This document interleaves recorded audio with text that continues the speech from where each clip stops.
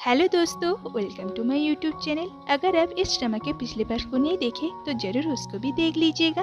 तो चलिए बिना किसी देरी के वीडियो को स्टार्ट करते हैं। तो जुआन इसी सब के बारे में सोच रहा है। उसके बाद उससे योनमिराई मिलने के लिए आती है और कहती है तुम चांगयोन को यहाँ पे पियानिस्ट बना के लेके आए, क्या इसकी कोई वजह है? जुआन कहते हैं मुझे बस उसकी परफॉर्मेंस अच्छा लगा था। क्यों, कुछ हुआ है क्या? मिसियोन कहते हैं डायरेक्टर की टीम में कोई नया आदमी जुड़ने वाले है, उन्हें मिस्टर किंग खास पसंद नहीं करते और वो चांगयोन का पापा है, इसलिए मिस्टर किंग तुम्हें भी नुकसान पहुँचा सकते हैं क्योंकि तुम्हें तो पता ही है कि वो एक जहरीला सांप है। इधर ईएन छुप छुप के ऑर्केस्ट्रा में जाती चांगयोन को देखने के लिए, लेकिन जुआन उसे ऐसे करते हुए देख लेता है। तो जुआन कहते हैं अगर तुम उससे मिलने के लिए आए हो तो तुम उसके पास जाओ, यहाँ पे क्यों खड़े हो? ये कहती है मैंने तय किया है कि मैं उससे आज से नहीं मिलूंगी क्योंकि मैं उसे पसंद करती हूँ, इसलिए मैं उसे नुकसान भी पहुँचा सकती हूँ। जुआन कहते हैं ये कैसा लॉजिक हुआ? वैसे मुझे ऐसा लगता है कि मेरे लिए भी एक चांस अभी भी है और मुझे कोशिश करनी चाहिए। तभी चांगयोन को ईएन की वो गाना याद आ जाती है जो उसने उसके लिए हॉस्पिटल में गाई थी और उसी को ही वो पियानो में बजाता है और ईएन ये सुन के बहुत ज्यादा इमोशनल हो जाती है और बहुत ज्यादा रोने लगती है और वह से जाने लगती है। पर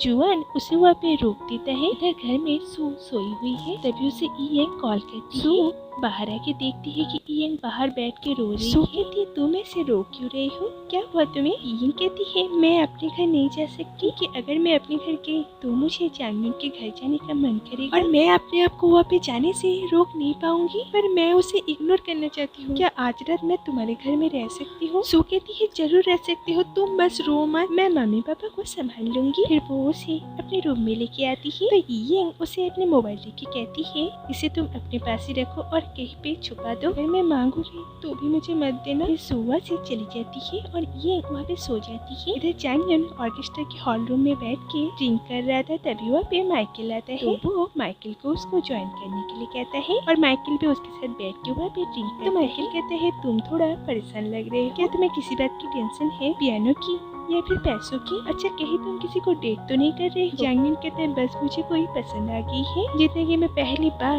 मैंने किसी को प्रपोज किया पर मैंने जैसा चाहा वैसा हुआ नहीं। तो माइकल कहते हैं तुमसे बड़े होने के नाते मैं तुम्हें एक सुझाव देना चाहता हूँ, हम जैसे चाहे वैसा कभी नहीं होता, खासकर प्यार के मामलों में, और हमें इसके लिए तैयार भी रहना पड़ता है सजा काटने के लिए। तुम्हें एक राज की बात बताऊं, मेरी शादी हो चुकी है, मेरी 2 बच्चे भी हैं, वो लोग अमेरिका में रहते हैं। कुछ वजह है जिसकी वजह से मैं उससे डिवोर्स नहीं ली, पर मैं एक पिता होने के नाते बहुत मेहनत करता हूँ अपने बच्चों की देखभाल के लिए। इतने कुछ होने के बाद भी मैं अभी डेट कर रहा हूँ, मुझे पता है कि इसकी सजा मुझे मिलेगा। इधर गिल जुआन से मिलने के लिए आता है। तो जुआन कहता है तुमने फ्लावर शॉप में काम करने का फैसला क्यों किया? तुम ईएन को छोड़ दो, मैं उसे संभाल लूंगा। गिल कहते हैं मुझे ईएन से कोई भी लेना देना नहीं है, मैं तो वो चीज ढूंढने के लिए आया हूँ और शायद तुम भी वही कर रहे हो। जुआन कहते हैं तुम चाहते क्या हो? गिल कहता है बदला, तुम लोगों की वजह से मैं जेल गया था और तुम्हें तो पता ही होगा कि अगर तुम उस दिन बीच में नहीं आती तो ये एक्सीडेंट नहीं होता और लैंड भी आज जिंदा होता। तो जुआन कहता है तुम कुछ नहीं जानते और उसका कॉलर पकड़ लेता है। गिल कहता है इतनी बड़ा गलती मत करो क्योंकि अगर मैंने मुंह खोला तो तुम्हें पूरी जिंदगी जेल में गुजरना पड़ेगा। और फिर बस चला जाता है। बाहर चांगयोन प्रैक्टिस के लिए जा रहा था, तभी वो देखता है गिल जुआन के कमरे से बाहर जा रहा है और उसके पीछे पीछे जुआन भी जा रहा है। नेक्स्ट डे ईएन को देख के आंटी सूसी कहती है रात को अचानक यहाँ पे कैसे आ गई? कहती है उसको बस अपने पापा की याद आ रही थी इसलिए वो वहाँ पे आ गई। आंटी कहती इतनी रात? सू कहती है रहने दो ना मम्मी, कभी भी किसी की याद आ सकती है। फिर सभी मिल के ब्रेकफास्ट करते हैं। उसके बाद रूम में सू कहती है तुम काम पे जब जाओगी वो तो तुम्हें वहाँ पे मिलेगा ना, तब तुम क्या करोगी? ये कहती है मुझे पता है कि वो कहाँ पे होगा, इसलिए मैं उसे अवॉइड करने की कोशिश करूंगी। वैसे सू मैं वो काम छोड़ना चाहती हूँ। कहती है पर वहाँ पे काम करना तो तुम्हारा बचपन का सपना था और इसके लिए तो तुमने बचपन से मेहनत, तुम ये सब इसलिए कर रहे हो ना क्योंकि तुम्हें लगता है कि तुमने किसी को मारा है, पर मैं कितनी बार कह चुकी हूँ कि तुमने किसी को नहीं मारा है। ये कहती है मुझे सब कुछ याद आ गया है,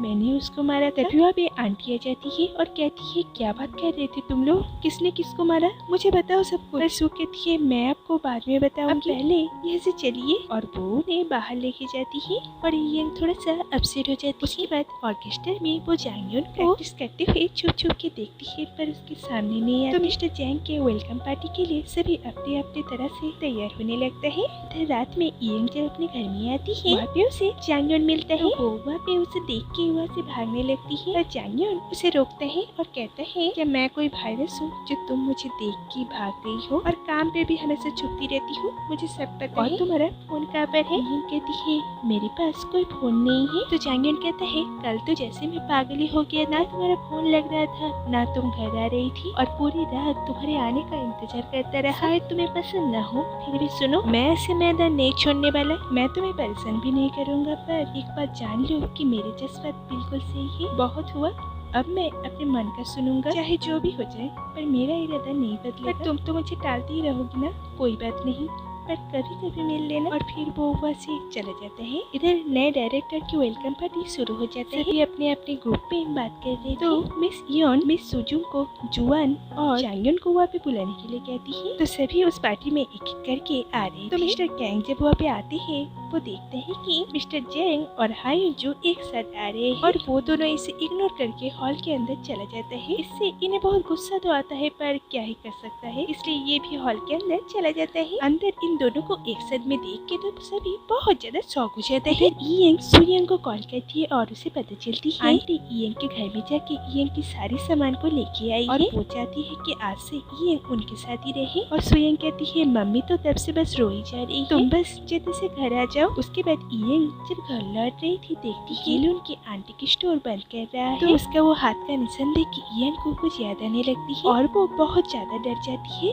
और वहाँ से भागने लगती है। गिल भी उसके पीछे पीछे भागता है। तो ईयंग एक जगह में जाके गिर जाती है और उसे याद आ जाता है कि यही वो आदमी है जो एक्सीडेंट के दिन उसके पीछे भाग रहा था। गिल कहता है मिस यंग हम लोग फिर से मिल गए ना।